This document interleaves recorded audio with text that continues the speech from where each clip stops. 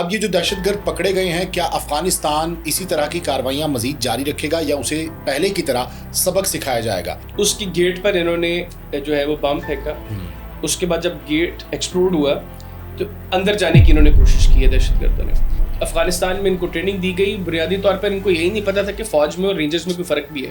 یہ اس کی جو کنفیشنل اسٹیٹمنٹ ہے اس میں اس نے بتایا بھی ہے کہ مجھے فوج اور رینجرز کے بارے میں پتہ نہیں تھا، مجھے کہا گیا تھا یہ کافر ہے، جے شنکر کی زبان میں دلالی کر رہا ہے بھارت افغانستان اور اسرائیل کے درمیان۔ اب چونکہ اور وہ ایک مرتبہ نہیں درجنوں مرتبہ پاکستان نے اس کے حوالے سے ثبوت دیے تھے کہ اس جگہ پر کیمپس ہیں، اس جگہ پر کیمپس ہیں، اس جگہ پر کیمپس ہیں، اور باقاعدہ انڈین ملٹری کے لوگ آ کر دہشت گردوں کو ٹرین کرتے تھے وہاں پر۔ یہ کیس ہے نا ہمارا کہ افغان سرزمین پاکستان کے خلاف استعمال ہو رہی ہے تو وہ تو ثابت ہو گیا جب افغان شہری پاکستان کے اندر رینجرز کیمپ میں حملے کے اندر ملوث پایا جاتا ہے اور زخمی حالت میں گرفتار ہو جاتا ہے وہاں سے۔ ناظرین، کراچی کے رینجر کیمپ پر حملہ ایک ڈھکی چھپی واردات نہیں بلکہ عین ممکن ہے، اور یقینی طور پر اس کے پیچھے انڈیا کار فرما ہے، کیونکہ پچھلے پوڈ کاسٹ میں بھی ہم نے اس پہ ذکر کیا تھا۔ اب یہ جو دہشت گرد پکڑے گئے ہیں، کیا افغانستان اسی طرح کی کارروائیاں مزید جاری رکھے گا یا اسے پہلے کی طرح سبق سکھایا جائے گا؟ اور اس پر بات کریں گے۔ ہمارے ساتھ موجود ہے ماہر بین الاقوامی امور حیدر حیات خان۔ حیدر، السلام علیکم۔ وعلیکم السلام۔ حیدر، رینجر کیمپ پر حملہ ہوتا ہے، 3 بہادر لوگ وہاں پر شہید ہو جاتے ہیں، اور اس کے بعد دہشت گرد بھی واصل جہنم ہوتے ہیں اور ایک کو پکڑا جاتا ہے، یہ کیا کہانی ہے پیچھے؟ اچھا، بنیادی طور پر سندھ میں یہ جو رینجرز کا کیمپ ہے اس میں 4 دہشت گردوں نے حملہ کیا، اور انیشلی جو اس کا گیٹ ہے اس کی گیٹ پر انہوں نے جو ہے وہ بم پھینکا، اس کے بعد جب گیٹ ایکسپلوڈ ہوا تو اندر جانے کی انہوں نے کوشش کی ہے دہشت گردوں نے۔ اسی دوران چونکہ جس بم پھینکا ہے ہمارے 3 رینجرز کے اہلکار جو ہیں وہ اس میں شہید ہو گئے اور 4 اس میں زخمی ہوئے، اور جو باقی جوان تھے ان کے ساتھ ان کی فائرنگ کا تبادلہ شروع ہوا، جس میں 3 جو دہشت گرد تھے وہ مارے گئے اور ایک جس کا نام عثمان ہے۔ بنیادی طور پر جو 3 مارے گئے ان میں ایک عبدالہادی، ایک عمر اور ایک جانان، یہ 3 وہ دہشت گرد تھے جو مارے گئے۔ ان میں عبدالہادی جو ہے وہ پاکستان سے تھا، باجوڑ سے غالباً اس کا تعلق تھا، اور وہ ان کو فیسیلیٹیٹ کر رہا تھا۔ وہ اس سے پہلے یہ سارے ایریا کی ریکی وغیرہ کر کے جو پلاننگ ہوئی اس میں جو ون آف دا مطلب اس میں جو لوگ انوالو تھے وہ عبدالہادی تھا۔ یہ باقی جو لوگ ہیں یہ افغانستان سے، عثمان جو پکڑا گیا ہے زخمی حالت میں، اس کی غالباً ٹانگ میں گولی لگی ہے، جس وقت اس نے انٹر ہونے کی کوشش کی ہے تو اس کی ٹانگ میں گولی لگی ہے، اور اس کے بعد یہ وہیں گر گیا، اس کو وہاں سے انہوں نے اریسٹ کر لیا رینجرز کے لوگوں نے۔ اب ہوتا یہ ہے جناب کہ اس نے بتایا کہ وہ جلال آباد سے ہے اور افغانستان میں ان کو ٹریننگ دی گئی، بنیادی طور پر ان کو یہی نہیں پتا تھا کہ فوج میں اور رینجرز میں کوئی فرق بھی ہے۔ یہ اس کی جو کنفیشنل اسٹیٹمنٹ ہے اس میں اس نے بتایا بھی ہے کہ مجھے فوج اور رینجرز کے بارے میں پتہ نہیں تھا، مجھے کہا گیا تھا یہ کافر ہے اور یہ جہاد ہے جو ان کے خلاف ہم جو کرنے جا رہے ہیں، اور افغانستان میں ساری ہماری ٹریننگ تھی۔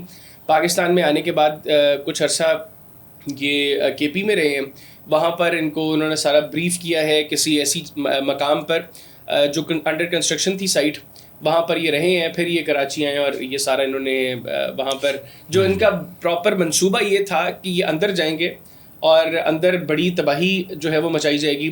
ایک تو محرم کا چونکہ پیچ تھا، اور محرم کے پیچ میں کوشش تھی افغانیوں کی اور پاکستان کے جو دشمن عناصر ہیں کہ کوئی ایسا ماحول پاکستان میں بنے کہ جس سے گلوبلی اس وقت جو پاکستان کی اچھی امیج پورٹری ہوئی ہے اور ساری دنیا پازیٹیولی پاکستان کو دیکھ رہی ہے تو کوئی تھوڑی سی نیگیٹیوٹی پاکستان کی طرف سے جائے۔ تو وہ الحمدللہ 10 دن سکون سے گزر گئے، اور محرم کے دنوں میں اس طرح کا واقعہ ایک بہرحال انٹرنیشنلی ایک بڑی ہیڈ لائن بھی بن جاتا ہے۔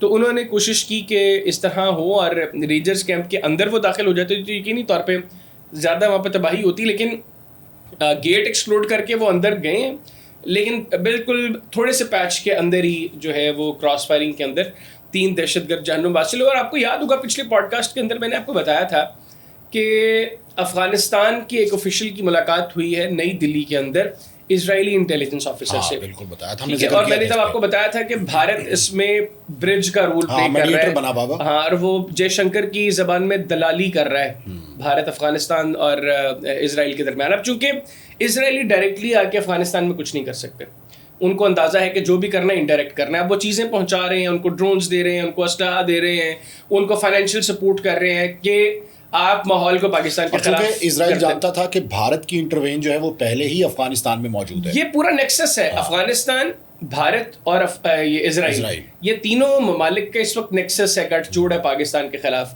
اور افغان طالبان کا بھی ایک چنک، میں سارے افغان طالبان کو اس میں نہیں کہوں گا کیونکہ اس میں ایک نمبر ہے ایسے لوگوں کا بھی جو چاہتے ہیں کہ پاکستان کے ساتھ چیزیں اچھے طریقے سے آگے بڑھیں. میں ابھی نام نہیں لے رہا، لیکن میرے ساتھ افغان طالبان کی مین اسٹریم لیڈرشپ میں سے کچھ لوگوں نے رابطہ کیا کچھ عرصہ قبل، اور انہوں نے کہا کہ کابل سے جو چیزیں ہو رہی ہیں وہ ٹھیک نہیں ہو رہی. میں افغان طالبان کی بات کر رہا ہوں. اچھا ٹھیک ہے، اس میں سے کچھ لوگ ہیں، کچھ لوگوں نے کہا کہ جو کابل سے چیزیں ہو رہی ٹھیک نہیں ہو رہی، پاکستان کو بھی تھوڑی سی چیزوں کے اوپر جو ہے وہ ہمارے ساتھ بیٹھنا چاہیے. یعنی وہ چاہتے ہیں بات چیت ہو، لیکن اس وقت وہ طبقہ جو وہاں پر فیصلہ سازی کے حوالے سے میٹر کرتا ہے وہ بھارت کی گود میں بیٹھا ہوا ہے. وہ اس وقت کوئی بھی ایسا کام کرنے کو تیار ہے جسے وہ پاکستان کو نقصان پہنچا سکے. I don't know what is the reason, کیونکہ ہم نے ہر طرح فیسیلیٹیٹ کیا ان کو. دوحہ پیس اکارڈ کے دوران بھی، اس کے بعد بھی پاکستان کو تو دنیا کہتی رہی نا کہ آپ طالبان کو لے کے آئے ہیں. گو کہ ہم لوگوں نے صرف فیسیلیٹیٹ کیا اس وجہ سے، ہم نے فیسیلیٹیشن ان کی یہ نہیں کی کہ وہ کابل کو آگے ٹیک اوور کر لیں. یا افغانستان کے اندر اشرف غنی کی رجیم کے دوران جو ان کے اپنی گورنمنٹ کے ساتھ معاملات تھے وہ افغان طالبان کے اور افغان گورنمنٹ کے تھے اس وقت کے. ہم نے فیسیلیٹیٹ کیا پیس ٹاکس کو جو امریکہ اور افغانستان کے درمیان قطر میں ہوئی. اور اس کے بعد کا جو سارا پروسیس تھا، اپروچ ہماری یہ تھی کہ اشرف غنی کے دور اقتدار میں جس طریقے سے بھارت کہ ملٹیپل کانسولیٹس جو ہے وہ افغانستان میں آپریٹ ہو رہے تھے، اور ان کی آڑ میں وہاں پر ٹریننگ کیمپس بنے ہوئے تھے دہشت گردوں کے، اور وہ ایک مرتبہ نہیں درجنوں مرتبہ پاکستان نے اس کے حوالے سے ثبوت دیے تھے کہ اس جگہ پر کیمپس ہیں، اس جگہ پر کیمپس ہیں، اس جگہ پر کیمپس ہیں. اور باقاعدہ انڈین ملٹری کے لوگ آ کر دہشت گردوں کو ٹرین کرتے تھے وہاں پر. تو ہماری اپروچ یہ تھی کہ دوحہ اکارڈ میں انہوں نے پرومس کیا ہے افغان طالبان نے کہ اب افغان سرزمین پاکستان سمیت کسی بھی دوسرے ملک کے خلاف استعمال نہیں ہوگی. تو اس کو آنر کریں گے. پھر انکلوسیو گورنمنٹ ہوگی. اب نا انکلوسیو گورنمنٹ بنا رہے ہیں وہاں پر. ہیومن رائٹس کی جو وائلیشن ہو رہی ہے وہ سب کسی سے ڈھکی چھپی نہیں ہے. خواتین کے ساتھ وہاں پر جو سلوک کیا جا رہا ہے، مائنورٹیز کے ساتھ جو کچھ کیا جا رہا ہے. پچھلے دنوں ایک ویڈیو وائرل ہوئی تھی کہ جس میں افغان جرگہ ہے، بہت سے لوگ وہاں پہ کھڑے ہیں اور ایک عورت کو کوڑے مارے جا رہے ہیں. جی، تو یہ سب کچھ جو ہے وہ وہاں پر ہوا. انہوں نے آنر نہیں کیا ان کمٹمنٹس کو جو انہوں نے دوحہ پیس اکارڈ کے وقت دنیا سے کی. اب وہ کیا کر رہے ہیں؟ اب ان کو مکمل سپورٹ حاصل ہے بھارت سے. بھارت ان کو ڈرونز دے رہا ہے. ابھی ریسنٹلی ہم لوگوں نے ان کا ایک ڈرون جیم کر کے اتارا. اب دیکھیں نا، افغان طالبان کے پاس وہ اکوپمنٹ تو تھا جو امریکہ چھوڑ کر چلا گیا، اور کہتے ہیں کہ 7-8 ارب ڈالر مالیت کا وہ اکوپمنٹ تھا. اور اس وقت بڑی جدید چیزیں ان کے پاس ہیں، اور بہت سی چیزیں اس میں آپ کو بھی بتا دوں ہم اڑا چکے ہیں جو ہم لوگوں نے ریسنٹلی اسٹرائکس کی تھیں.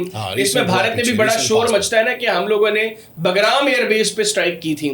تو بنیادی طور پر بگرام ایئر بیس پہ جو اسٹرائک تھی اس میں ہم نے وہ اسلحہ بھی تباہ کیا تھا جو بھارت نے افغانستان کو دیا تھا پاکستان کے خلاف استعمال کرنے کے لیے. تو وہ جب تباہ ہوا تو بھارتیوں کی بھی چیخیں نکلی کہ یہ تو ہمارا سارا پیسہ بھی کچھ تو ہو رہا ہے کہ بھارت کے سلیپر سیل بھی وہاں پر موجود ہیں، وہاں سے پاکستان میں مداخلت میں بھی ایکٹیولی کام اوپن ہو رہا ہے نا. سلیپر سیلز تو جو ہے وہ ٹریننگ کیمپس بھی موجود ہیں. تو یہ سب کچھ آیا ہے اور ثبوت بھی ہم دے چکے ہیں. لیکن اس کے ساتھ ساتھ پھر عالمی برادری جو ہے وہ بھارت پہ پریشر کیوں نہیں ڈالتی؟ کیا یہ ہماری سفارتی ناکامی ہے یا ناکافی ثبوت؟ اچھا، میں سمجھتا ہوں کہ اس طرح کا جو پیٹرن ہوتا ہے نا، اس میں آپ کس طریقے سے اس کو ثابت کریں گے؟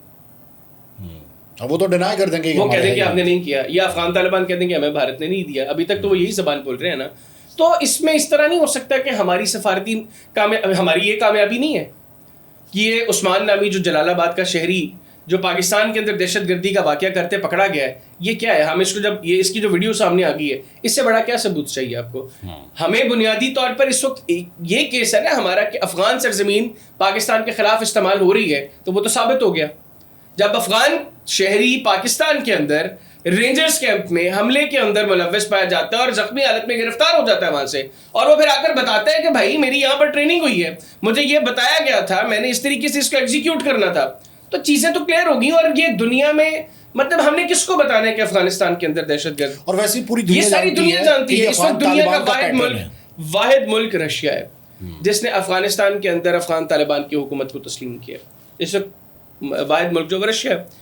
رشیا کی سب سے زیادہ رپورٹس ہیں گزشتہ 1-1.5-2 سال کے اندر جو بتا رہی ہیں کہ بھائی اتنے جو ہے وہ دہشت گرد تنظیمیں بھارت کے اندر افغانستان کے اندر آپریٹ ہو رہی ہیں. تو جس ملک نے افغانستان میں افغان طالبان کی حکومت کو تسلیم کیا سب سے زیادہ تو وہ رپورٹس دے رہا ہے.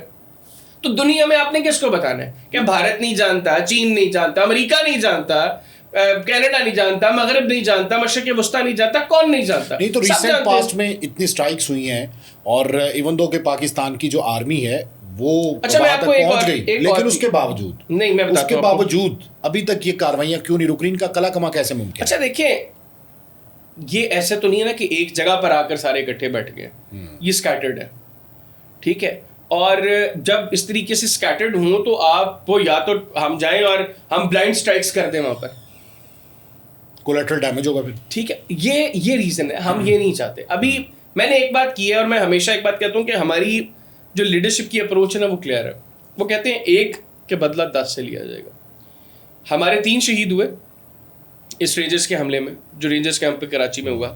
اس کے بعد آپ نے پکتیا, پکتیکا اور کنڑ 3 مقامات پر اور باجوڑ میں جو ہم لوگوں نے کارروائی کی, 32 دہشت گرد ہم لوگوں نے اس میں جہنم حاصل کی. وہ جو ایک کا بدلہ 10 کا ہے, یہ اپروچ کلیئر ہے. انہوں نے کہا کمپرومائز نہیں ہوگا. اب اگر ہمارے یہاں خون بہے گا تو ہمارے ایک شہید کے بدلے میں ہم 10 لوگوں کو جہنم حاصل کریں گے. یعنی جو خون بہائے گا اس کو خون بہا دینا ہوگا, اس کو جو ہے اس کو فوری طور پر جو ہے اس کا سبق دیا جائے گا. ایسے ٹالریٹ نہیں کرنا, اب برداشت نہیں کرنا کہ نہیں جی ہمارے بھائی ہیں, ہم سمجھاتے ہیں افغان طالبان کو. نہیں, وہ گھٹیا مینٹلٹی کے ساتھ اگر بیٹھے ہوئے ہیں تو ان کو ان سے بدتر زبان میں جواب دینا.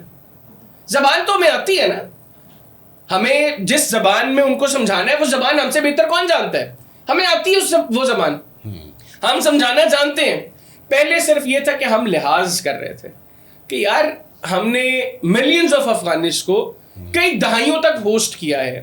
پھر ہم نے موقع دیا ان کو کہ ٹھیک ہے آپ آئے ہیں, مشکل حالات تھے, آپ نے گورنمنٹ جو ہے وہ اب آپ کو ملی ہے, آپ چیزوں کو اسٹریم لائن کریں, تھوڑا ٹائم لگتا ہے, لیکن آپ گریجولی کر کیا رہے ہیں؟ آپ باوجود اس کے کہ آپ کو چاہیے یہ تھا, آپ ان کے خلاف کاروائیاں کریں جو پاکستان نے آپ کو ثبوت دیے کہ یار یہ لوگ بیٹھے ہوئے ہیں آپ کے پاس اور یہ پاکستان کے خلاف اس طریقے سے آپریٹ کر رہے ہیں, آپ ان کو پکڑیں, ان کے خلاف کاروائی کریں, آپ کی اپنی امیج ٹھیک ہوگی. اچھا, یہ جو پاکستان کے اندر فورسز قوتیں موجود ہیں اور رہی ہیں پرو طالبان, کیا ان سے بیٹھ کے ڈائلاگ کیا جا سکتا ہے؟ پاکستان نے تو وہ بھی کوشش کر کے دیکھی تھی کہ جو ان کو انگیج کیا جائے طالبان کو اور مذاکرات کی میز پر لایا جائے کہ آخر وہ چاہتے کیا ہیں, لیکن ظاہر ہے کہ تمام تر ڈیمانڈس تو ان کی نہیں مانی جا سکتی.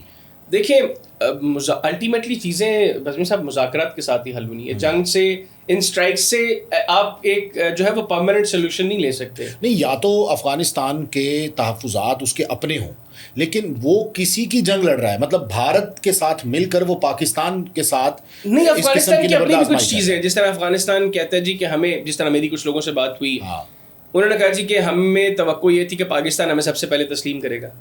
اور بھائی آپ نے بھی تو کچھ کرنا ہے نا, آپ کی پاکستان سے آپ نے آتی توقعات لگا لی تو آپ دنیا کی آپ سے کچھ توقعات ہیں, پاکستان کی بھی آپ سے کچھ توقعات ہیں.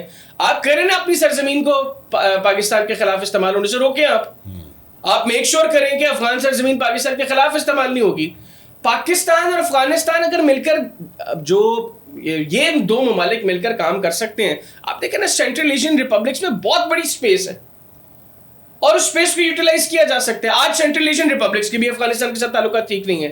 افغانستان کا حال اس وقت بھارت جیسا ہے. کہتا تو بھارت ہے نا کہ ہم وشو متر ہیں, خطے میں کوئی متر نہیں ہے ان کا, نہ ان کے چین کے ساتھ تعلقات اچھے, نہ ان کے بنگلہ دیش کے ساتھ تعلقات اچھے, نہ ان کے بھوٹان کے ساتھ تعلقات اچھے, نہ نیپال کے ساتھ, نہ پاکستان کے ساتھ, نہ میانمار کے ساتھ, نہ سری لنکا کے ساتھ. کسی ملک کے ساتھ ان کے تعلقات اچھے نہیں ہیں. سیم پوزیشن افغان طالبان کی ہے, نہ ان کے سینٹرل ایشین ریپبلکس کے ساتھ تعلقات اچھے ہیں.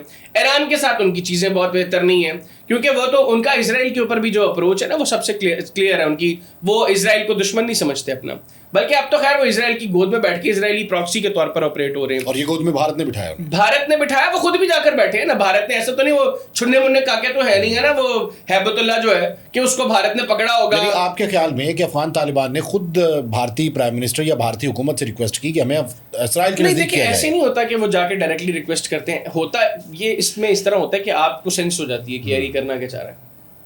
جب آپ اس کو سمجھ جاتے ہیں پھر آپ اس طرح ان کو لے کر چلتے ہیں. اب ان کو یہ ڈالرز کے بھوکے ہیں, افغانی جو ہے ڈالرز کے بھوکے ہیں. ان کو ڈالرز جو ہے وہ انہوں نے ان کے منہ میں ڈال دیے, انہوں نے بھونکنا شروع کر دیا.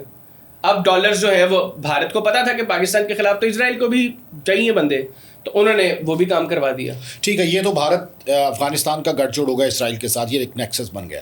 لیکن دوسری جانب جو ایران کے ساتھ تعلقات مستحکم ہو رہے ہیں, وہ کہا جا رہا ہے کہ پھر بھی حملے جو ہیں وہ ہو رہے ہیں, ٹرمپ کی جانب سے ٹویٹس کیے جا رہے ہیں, اور پھر ایک اسٹرائک بھی جو ہے وہ کی گئی ہے. کیا آپ کو لگتا ہے کہ یہ جو 2 ماہ یا 3 ماہ کا وقت ہے, 90 دن کا وقت ہے, اس میں تکنیکی معاملات تمام تر طے پائے جائیں گے ایران کے ساتھ؟ اچھا, ویسے جو ٹائم ڈیسائیڈڈ ہے وہ تو 60 ڈیز ہے, 2 ماہ کا وقت ہے, لیکن 2 ماہ کے اندر چیزیں ڈیسائیڈ ہوتی دکھائی نہیں دے رہی. جہاں تک بات یہ اسٹرائکس کی ہے جو ہو رہی ہیں, میں سمجھتا ہوں کہ یہ پینگ پونگ چلے گا, یہ سلسلہ چلتا رہے گا. گو کہ اس حوالے سے ایک نشست کا اہتمام ہو گیا, اور اس میں جو ایرانی پاسداران انقلاب ہیں ان کے لوگ اور امریکن جو آرمڈ فورسز ہیں ان کے لوگ سینٹرل کمانڈ کے غالباً وہ آئیں گے, اور قطر میں ایک نشست ہوگی جس میں ایک ایسی لائے عمل ترتیب دیا جائے گا جس میں یہ اسٹرائکس جو ہیں یہ اس کو لمٹائز کیا جا سکے کہ یار یہ بہت زیادہ دوبارہ چیزیں اتنی نہ بڑھ جائیں کہ یہ جو 60 دن کا پیریڈ ہے اور جو پیچھے کی ایکسرسائز رہی ہے یہ ساری بالکل ختم ہو جائے. تو اس میں ابھی جس وقت ہم یہ پروگرام ریکارڈ کر رہے ہیں اب سے کچھ دیر پہلے 2 خبریں تھیں. ایک تو یہ تھی کہ ایران نے اس نشست کو کہا ہے کہ ابھی ہم آپ کے ساتھ نہیں بیٹھیں گے, اور اس میں انہوں نے ریزن یہ بنایا کہ جو گزشتہ جو اسٹرائکس ابھی ہوئی ہیں, اور دوسری یہ ہے کہ اب دونوں پارٹیز جو ہیں وہ رضامند ہو گئی ہیں, اور قطر میں یہ بات تو کنفرم ہے کہ قطر میں نشست ہوگی. ٹھیک ہے, اور اس میں دونوں اطراف سے لوگ بیٹھ کر ڈیسائیڈ یہ کریں گے کہ اسٹریٹ آف ہارمز سے چیزیں گزریں گی کیسے, اور اس کے بعد اگر کسی جگہ پر کسی پارٹی کو یہ لگتا ہے کہ جو اگریمنٹ ہوا ہے اس کو فالو اس طریقے سے نہیں کیا جا رہا, تو اس پر کس طریقے سے جو ہے وہ کانٹیکٹس اسٹیبلش ہوں گے, درمیانی راستے نکالنے کی کوشش کی جائے گی. تو میں سمجھتا ہوں کہ یہ اچھی چیز ہے, ہونا چاہیے, اور اس میں دونوں کو اس چیز کو سمجھنا ہے کہ جنگ دونوں کے حق میں نہیں ہے. ایرانیوں کو بھی اس چیز کو سمجھنا پڑے گا کہ جنگ ہمارے حق میں نہیں ہے, اور اسٹریٹ آف ہارمز کو لے کر اگر وہ یہ چاہتے ہیں کہ ان کا کنٹرول پرماننٹ رہے وہاں پر, تو اس کا ایک طریقہ کار ہوگا نا. ایسے تو نہیں کہ آپ کسی بھی شپ کو جو ہے وہ ابھی یہ تو سنگاپور والے شپ کو بیس بنا کر یہ سارے معاملے کی ابتدا ہوئی نا. امریکہ کا یہ کلیم, آئی ڈونٹ نو مطلب یہ خبر درست ہے یا نہیں, لیکن امریکہ یہ کہتا ہے کہ سنگاپور کا ایک بڑا کارگو شپ جو ہے اس کے اپر ڈیک کے اوپر ایرانین ڈرون نے ہٹ کیا. 4 ڈرونز انہوں نے کہا ایران نے فائر کیے, جن میں سے 3 انٹرسیپٹ ہو گئے اور چوتھا جو ہے وہ سنگاپور کے کارگو شپ کے اپر ڈیک پر لگا, جس کی ریٹیلیشن پھر امریکہ نے ایران کے اندر جو ہے وہ ان کی ڈرون سائٹس اور میزائل سائٹس کو ہٹ کیا, اور پھر اس کے جواب میں ایران نے امریکی بیس کو بحرین میں ہٹ کیا. تو یہ سلسلہ جو ہے وہ پھر میں کچھ ویڈیوز دیکھ رہا تھا, یہ جو بندر عباس کا علاقہ ہے وہاں پر بھی امریکی جہاز جو ہیں وہ فلائی کرتے رہے ہیں. اب آئی ڈونٹ نو وہاں پر بھی انہوں نے کسی ٹارگٹ کو جو ہے وہ ہٹ کیا یا نہیں. تو یہ چیزیں ہو رہی ہیں جو کسی بھی وقت ٹریگر کر سکتی ہیں, کسی بھی وقت چیزیں دوبارہ وہ 28 فروری کی طرف جو ہے وہ لے کر جا سکتی, کیونکہ اسرائیل ابھی بھی یہی چاہتا ہے کہ یہ معاہدہ جو ہے یہ سرے نہ چڑھے, اور کچھ ایسا ہو جائے دوبارہ کہ امریکہ سمجھے کہ دوبارہ ایران کے ساتھ جو ہے وہ باقاعدہ جنگ کرنی ہے, کیونکہ نیتن یاہو کا سروائیول اب اس جنگ کے ساتھ ہے. اگر یہ جنگ ختم ہو گئی, پرماننٹ سولوشن نکل آیا, تو اگلے جو انتخابات ہیں اسرائیل میں اس کے بعد نیتن یاہو کو اسرائیل چھوڑ کر فلائی کرنا پڑے گا. اور مجھے جو خبر ملی ہے کہ اس حوالے سے جو سارا نیتن یاہو ہے, نیتن یاہو کی بیٹی, اس کی ڈونلڈ ٹرمپ کے ساتھ کوئی میٹنگ ہوئی تھی کچھ عرصہ قبل, جس میں ڈونلڈ ٹرمپ نے اس کو کہا ہے کہ اپنے باپ کو سمجھاؤ, اور اگر اس کو یہ کنسرن ہے تو in case Netanyahu elections lose کر جاتا ہے اسرائیل میں, تو میں تمہاری فیملی کو یہاں پر ہوسٹ کروں گا, امریکہ ہوسٹ کرے گا, تو تم لوگ امریکہ میں آ کر رہ سکتے ہو, کیونکہ ڈر ہے نا اس کے خلاف کیسز بہت زیادہ ہیں, اور یہ کنفرم ہے کہ جس وقت وہ ان کے اوپر کوئی فیصلہ آیا تو وہ نیتن یاہو کے خلاف ہوگا اور اس کو جیل چلا. تو نفتالی بینٹ جو اس الیکشن میں حریف ہے نیتن یاہو کا, اگر وہ بھی اقتدار میں آتا ہے تو اس کی بھی مینٹیلٹی تو نیتن یاہو والی ہے.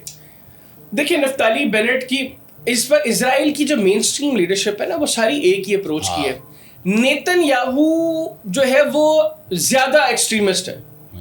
نفتالی بینٹ کے حوالے سے میں چونکہ نفتالی بینٹ کو میں نے بہت زیادہ اسٹڈی نہیں کیا, لیکن میں نے کچھ لوگوں سے سنا, اور یہ گزشتہ جو الیکشنز تھے اسرائیل کے, میں اس وقت کی مجھے یاد ہے کہ ہماری ایک ڈسکشن کچھ سینئر فارمر ہمارے تھے آرمڈ فورسز کے لوگ, تو مجھے اس وقت انہوں نے یہی بتایا کہ نفتالی بینٹ جو ہے وہ بھی بنیادی طور پر اسی طرح کی کٹر ذہنیت کا مالک ہے. لیکن ابھی جو میں اس کی کچھ اسٹیٹمنٹس جو میں نے دیکھی ہیں اس کے بعد مجھے لگتا ہے کہ شاید اس طرح کی اپروچ نہیں ہے جو نیتن یاہو کی ہے. ڈیفینیٹلی وہ بھی ایکسپینشنسٹ اپروچ رکھتا ہے, وہ بھی چاہتا ہے کہ اسرائیل جو ہے وہ گریٹر اسرائیل کی جو بات ہے اس کے اوپر وہ اس کی بھی ایک اپروچ ہے. لیکن آئی ڈونٹ تھنک کہ وہ یہ سب کچھ کرے گا. یہ اتنا نقصان جو دنیا کو سیٹن یاہو نے پہنچایا ہے کہ وہ اس طرح کی کسی پالیسی کے اوپر کام کرنا چاہے گا. ہاں اگر وہ کرے گا تو پھر ڈیفینیٹلی چیزیں اسی طریقے سے. نہیں, ڈونلڈ ٹرمپ کس بات کی شورٹی دے سکتے ہیں؟ یہ تو ممکن ہی نہیں کہ ڈونلڈ ٹرمپ بھی آنے والے وقت میں جو ہے وہ پریزیڈنٹ ہو, کیونکہ ان کی تو ٹینیور جو ہے وہ ختم ہو گئے ہیں. دیکھیں ڈونلڈ ٹرمپ جو ہے یہ ڈونلڈ ٹرمپ کی اسٹیٹمنٹ جو ہے وہ اسٹیٹ کی اسٹیٹمنٹ کنسیڈر کی جائے گی. یہ جو ان کو کہا کہ مائیگریٹ کر کے آ جائیں پریزیڈنٹ. ابھی تو دیکھیں نا الیکشنز تو ابھی اکتوبر نومبر میں ہو جانے ہیں اسرائیل میں, اور ڈونلڈ ٹرمپ کے پاس ابھی تقریباً 2.5 سال کا عرصہ تو ایز پریزیڈنٹ ابھی باقی ہے. تو اس دوران وہ اگر آ جاتے ہیں اور امریکہ ہوسٹ کرا, دیکھیں نیتن یاہو کی فیملی کی ایک بڑی انویسٹمنٹ امریکہ میں بھی موجود ہے نا, جیرڈ کشنر وہاں پہ موجود ہے. ادروائز بھی تو وہ ان کے لیے کوئی مشکل تو نہیں ہوگا. مطلب بنیادی طور پر امریکہ ایز اے اسٹیٹ اس کو ہوسٹ نہیں کرے گی تو وہ آفر کر دیں گے, ان کے پاس پیسے ہیں, وہ وہاں پہ. دوسرے لفظوں میں ڈونلڈ ٹرمپ نے یہ یقین دلایا کہ وہ وہاں پہ موجود کیسز پہ پریشان نہ ہو, اگر ہار بھی جاتے ہیں تو امریکہ جو ہے وہ ان کو اسائلم پرووائڈ کرے گا, پرووائڈ کر سکتا ہے. ٹھیک ہے. اچھا, ابھی وزیر پیٹرولیم نے ایک بیان دیا اور کہا گیا کہ ایران گیس پائپ لائن منصوبے پر بات ہوگی اور اس کے ساتھ ساتھ ایرانی تیل کی درآمدگی پر بھی کوئی تفصیلی بات چیت کا آغاز کیا جائے گا. تو آپ سمجھتے ہیں کہ ایران سے جو تیل اور گیس پائپ لائن کا منصوبہ اگر سرے چڑھتا ہے تو پاکستانیوں کو بینیفٹ ہوگا؟ دیکھیے ڈیفینیٹلی بینیفٹ ہوگا. اور ایران پاکستان جو گیس پائپ لائن پروجیکٹ ہے اس میں ایرانین سائڈ پہ تو ساری وہ انہوں نے پائپ لائن بچھا دی ہوئی ہے. پاکستان نے بھی میکسیمم پیچ جو ہے وہ بچھا دیا کہ 80-90 کلومیٹر کا پیچ جو ہے وہ رہتا ہے. وہ بھی اس وقت اس کے اوپر کام رک گیا جب ایران کے اوپر سینکشنز دوبارہ لگ گئیں, اور پھر انٹرنیشنل لاز کے اکارڈنگ پاکستان کے لیے تھوڑا سا مشکل تھا کہ وہ اب ایران کے ساتھ فردر بزنس کرتا. تو ابھی علی پرویز ملک صاحب نے جو اسٹیٹمنٹ دی ہے یہ میں سمجھتا ہوں کہ اگر Pakistan as early as possible in چیزوں کے اوپر کام کرتا ہے تو بہت بہتر ہے. اس وقت پاکستان کی انڈسٹری کو بہت ضرورت ہے چیپ الیکٹریسٹی کی. ادروائز بھی اگر ہمارے ہاں کوئی اکانومی ہماری بہت اچھی تو ہے نہیں ہے, تو یہ ایک ٹھنڈی ہوا کا جھونکا, ایک تازہ ہوا کا جھونکا ہوگا ہمارے لوگوں کے لیے. اور ہماری انڈسٹری خاص طور پہ جو چیزیں ہم یہاں پر پروڈیوس کر رہے ہیں, مینوفیکچر کر رہے ہیں, ہم چونکہ اپنی انڈسٹری کو چیپ الیکٹریسٹی نہیں دے رہے تو ہماری پروڈکشن مہنگی ہو رہی ہے. ہماری چیزیں جو ہیں انٹرنیشنل مارکیٹ میں ہم کمپیٹ نہیں کر پا رہے کیونکہ ہمارے ہاں پروڈکشن ہی بہت مہنگی ہے. اس ریجن میں سب سے مہنگی الیکٹریسٹی ہم اپنے لوگوں کو دے رہے ہیں. اور ایران کے اندر اس وقت 90,000 میگا واٹ تو وہ ان کی اپنی پروڈکشن ہے بجلی کی. ہم وہ بھی اگر اپنی انڈسٹری کو جو ہے وہ دے تو وہ بھی چونکہ چیپ پروڈیوس کر رہے ہیں, اس سے بھی ہماری انڈسٹری جو ہے اس کو تھوڑا سا سانس ملے گا. باقی جہاں تک بات تیل کی ہے, میں آپ کو بتاؤں مجھے ایران سے کچھ دوستوں سے میرا رابطہ ہوا, اور یہ وہ دوستی ہیں ہمارے بہت سے دوست جن کے ساتھ آج کل ہم بات بھی کرتے ہیں, وہ ہیں جو پاکستانی اوریجن کے ہیں, جان حسین ہیں یا محمد حسین باقری صاحب ہیں, یہ پاکستانی اوریجن کے ہیں اور ایران میں اس وقت بیٹھے ہوئے ہیں. ان لوگوں کی بات کر رہا ہوں جو ایرانینز ہیں, جو ایرانی اوریجن کے ہیں, ایرانینز ہیں. انہوں نے کہا کہ پاکستان نے جو کچھ کیا ہے ایران کے لیے اس سارے معاملے کے اندر, اگر ایران اپنی کاسٹ آف پروڈکشن سے سستا بھی پاکستان کو تیل دے تو ایران کو یہ کرنا چاہیے. یہ اپروچ اس وقت ہے ایران کی پبلک کی کہ اگر فار انسٹنس وہ 20 روپے ان کو پر جو ہے وہ میرا خیال ہے 42 روپیز شاید ان کا پروڈکشن جو ہے وہ پاکستانی روپوں میں, اگر میں غلط نہیں ہوں تو 42 روپیز جو ہے وہ پر لیٹر ان کو کاسٹ پڑتی ہے پروڈکشن کی آئل کی. تو وہ کہتے ہیں اگر اس سے بھی سستا ہمیں پاکستان کو دینا پڑے تو بھی ہمیں دینا چاہیے. یہ اپروچ ہے اس وقت ایران میں. اس کی ریزن کیا ہے؟ اس کی ریزن یہ ہے کہ ایرانی یہ سمجھ گئے ہیں کہ پاکستان وہ واحد ملک تھا اس جنگ کے دوران, اور پاکستانی قوم وہ واحد قوم تھی جنہوں نے ایران کے بعد اگر ایران کے حق میں آواز اٹھائی ہے تو وہ پاکستانی. یعنی اس کا مطلب ہے کہ ایران پاکستان کے ساتھ بزنس نہیں کرے گا, تجارت نہیں کرے گا, بلکہ سب کچھ ہوگا, سب کچھ ہوگا, سب کچھ ہوگا. بزنس اور تجارت میں بزنس بھی ہوگا. دیکھیں ایران کے اندر چونکہ ایرانیوں نے گزشتہ 4 دہائیاں جو سینکشنز میں گزاری تو انہوں نے بہت کچھ خود پروڈیوس کیا. تو ایران کے پاس بہت کچھ ایسا ہے جو ہم دنیا سے لے رہے ہیں اور مہنگا لے رہے ہیں, تو ہم ایران سے وہ کچھ بھی لے سکتے ہیں. بہت کچھ ایسا ہے جو ہم ایران کو دے سکتے ہیں, جو ایران کو ضروریات ایران کی وہ ہم پوری کر سکتے ہیں. بارٹر ٹریڈ ہو سکتی ہے. سملرلی پھر افغانستان کا جو ہم لوگوں نے اس پوڈ کاسٹ کے پہلے حصے میں ذکر کیا, جو میں نے سینٹرل ایشین ریپبلکس کی کنیکٹیوٹی کی بات کی, ہم نے ایران کے لیے جو کوریڈورز کھولے, ہم آگے سے ایران کے تھرو سینٹرل ایشین ریپبلکس تک کنیکٹ کر سکتے ہیں. اس وقت ہم جو سینٹرل ایشین ریپبلکس کو کنیکٹ کر رہے ہیں, ہمیں کارگو زیادہ پڑ رہا ہے, ہمارا ٹائم زیادہ لگ رہا ہے. فار انسٹنس ایک چیز ہم 4 روز میں وایا افغانستان سینٹرل ایشین ریپبلکس تک پہنچاتے تھے, تو اب اس کو 14-15 دن لگ رہے ہیں, اور اس 14-15 دن کے اندر اگر ہم فروٹ فار انسٹنس بھیج رہے ہیں تو وہ فروٹ کی کوالٹی وہ نہیں رہتی. سیکنڈلی پھر جو سفر بڑھتا ہے اس کی وجہ سے اس کی کاسٹ بڑھ جاتی ہے. تو ہم ایران کا راستہ استعمال کرتے ہوئے جو ہماری کنیکٹیوٹی اسٹیبلش ہو سکتی ہے سینٹرل ایشین ریپبلکس تک, تو یہ بھی جو ہے وہ چیزیں ہیں جن سے ایران کو بھی فائدہ ہوگا, پاکستان کو بھی فائدہ ہوگا. تو ایسا نہیں ہے کہ صرف یہ چیزیں سستی گیس اور تیل کی حد تک محدود ہے, اور بہت کچھ ہے جو پاکستان اور ایران مل کر کر سکتے ہیں. بہت سی کموڈیٹیز ہیں جس کا تبادلہ کیا جائے گا, آپ کے یہ کہنے کا مطلب ہے. اچھا, ماضی میں ایران جو ہے وہ بھارت کے ہاتھوں استعمال ہوتا رہا ہے, اور بالخصوص بلوچستان میں جو مداخلت ہے اس کی تانے بانے جو ہے وہ ایران سے. جی, کلبھوشن یادو ایک بہت بڑی مثال ہے. تو اب کیا خیال ہے کہ اس پر بھی بات چیت ہوگی, یا اب ایران بھارت کے ہاتھوں سے مکمل طور پر نکل چکا ہے؟ اچھا دیکھیں, اس میں کوئی شک نہیں ہے کہ ماضی میں ہم نے یہی آبزرو کیا ہے کہ ایران کی ایک بڑا ان کا ٹلٹ ہے ٹورڈز انڈیا رہا ہے. اچھا, ایسا نہیں ہے کہ پاکستان اور ایران کے تعلقات ہمیشہ بڑے خراب رہے ہیں, ان میں مطلب اتار چڑھاؤ آتا رہا ہے. لیکن اگر ہم گزشتہ چند دہائیوں کی بات کریں تو اس میں پاکستان کے نسبت ہمیں ایرانین ٹلٹ جو ہے وہ ٹورڈز انڈیا زیادہ دکھائی دیتا ہے. اس کی ملٹیپل ریزنز ہیں. انڈیا نے انویسٹ کیا ایران میں, اور مقصد اس کا ایرانین اکانومی کو بہتر کرنا نہیں تھا, مقصد ان کا تھا کہ پاکستان کو کس طریقے سے خراب کیا جائے. جو کچھ وہ افغانستان میں کر رہے تھے کہ جی ہم نے ان کی پارلیمنٹ کی بلڈنگ بنائی, ہم یہاں پر برجز بنا رہے ہیں, اب اس کی آڑ میں وہ وہاں پر دہشت گردوں کو اسپانسر کرتے تھے. سیم پیٹرن ان کا ایران میں تھا. ایران میں انہوں نے جو چابہار پورٹ ہے اس پہ انڈین انویسٹمنٹ تھی, اور جب سینکشنز لگیں تو سب سے پہلے بھاگنے والے بھی انڈینز تھے. پھر گزشتہ سال کی جو جنگ تھی, ایک تو ابھی 28 مارچ کو حملے ہوئے نا, جو جون 2025 میں ایران پر حملے ہوئے, اس میں ایرانینز کو پہلی مرتبہ اندازہ ہوا کہ وہ انڈینز جو ایران میں موجود ہیں وہ کس طرح بڑے پیمانے پر موساد کے لیے اسپائنگ کر رہے تھے. That was the first time. اور اس سے کچھ عرصہ قبل پاکستان اور بھارت کے درمیان جنگ ہوتی ہے, اور جس وقت دونوں ممالک کے درمیان جنگ جاری تھی, ایرانین فارن منسٹر عباس اراغچی صاحب بھارت میں جا کر بھارت کے ساتھ MOUs کر رہے تھے. تو ایسا نہیں تھا کہ جب پاکستان اور بھارت کی جنگ تھی تو ایران نے پاکستان کو اس طرح سپورٹ کیا ہو جس طرح پاکستان نے ایران کو کیا. پہلی چیز تو یہ. اچھا, اس کے بعد مئی کے بعد آ جاتا ہے جون میں اسرائیل ایران پر حملہ کرتا ہے, اور پھر ایرانیوں کو اندازہ ہوتا ہے کہ بھارتی بنیادی طور پر ایران میں بیٹھ کر موساد کے لیے آپریٹ کر رہے ہیں.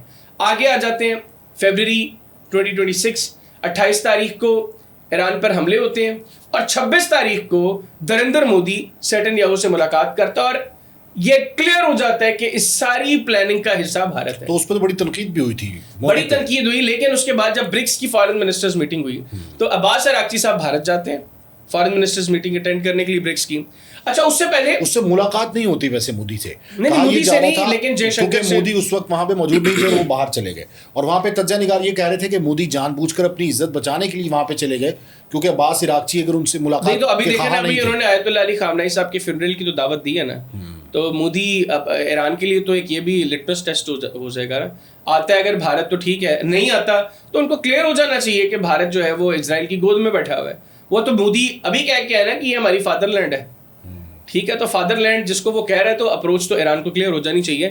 لیکن بہرحال ایران اس کو اور نظریے سے دیکھتا ہے, وہ اپنی اکانومی کے حوالے سے بھارت چونکہ ایک بڑی مارکیٹ ہے, بھارت ماضی میں بھی ایران. میں پوچھنا یہ چاہ رہا ہوں حیدر کہ آپ کا سوال یہ نا کہ بھارت کی طرف ٹلٹ رہے گا ایران کا رہے گا. اب عوام جو ہے وہ ایرانی اور پاکستانی عوام ایک دوسرے کے بہت قریب آ چکے ہیں. میں آپ کو اس میں ایک چیز بتاتا ہوں جس میں ہمارے بہت سے دوست شاید کچھ نہ ہو اتنا. میں نے جس وقت کی کانفلکٹ جاری تھا ایران میں ایک دوست سے میری گفتگو ہوئی, پاکستانی, میں نام نہیں لوں گا, پاکستانی اوریجن کے ہیں, اور میں نے ان سے سوال یہ کیا کہ بھارت پاکستان پر حملہ کرتا ہے اور اس کے چند روز کے بعد ابھی کانفلکٹ جاری ہے, ایرانین فارن منسٹر بھارت میں جاتے ہیں, اور ابھی جس وقت ایران پر حملہ ہوتا ہے برکس کی چیئر بھارت کے پاس ہے.